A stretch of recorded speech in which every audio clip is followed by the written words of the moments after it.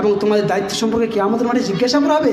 আপনি বাপ হিসেবে একজন দায়িত্ববান ব্যক্তি, আপনার ছেলে মেয়ে কী করে, আপনার স্ত্রী কী করে? ওই যে আপনার স্ত্রী রাস্তাঘাটে বসে বিড়ি বাঁধে, আর ওই পিঠ দেখিয়ে হাজারো লক্ষ মানুষ সেই রাস্তা দিয়ে পার হয়ে যায়, আমরা কিছু বলতে পারি না।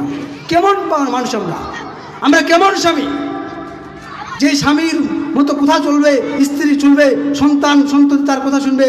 আজকে আমাদের স্ত্রীদেরকে বিড়ি বাঁধা দিয়েছি। আরে পুরুষ রোজগার করবে, স্ত্রীরা হচ্ছে বাড়ির রানী, তারা সন্তান লালন পালন করবে,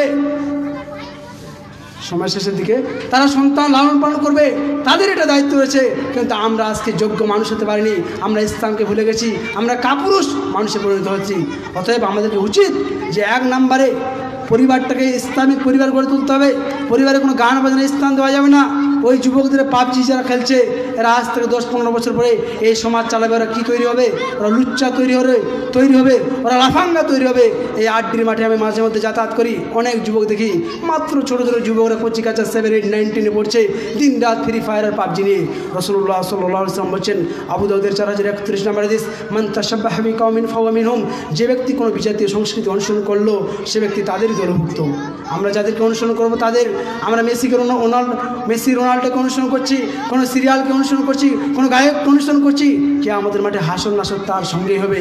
অতএব সময় শেষের দিকে বিস্তারিত অসংখ্য আলোচনা আমার ইউটিউবে রয়েছে, কাউসারা লিখবেন চলে আসবে, এবং অসংখ্য আলোচনা রয়েছে যেগুলোর বিষয়ভিত্তিক আলোচনা রয়েছে, আপনারা দেখতে পাবেন ইউটিউবে, ফেসবুকে।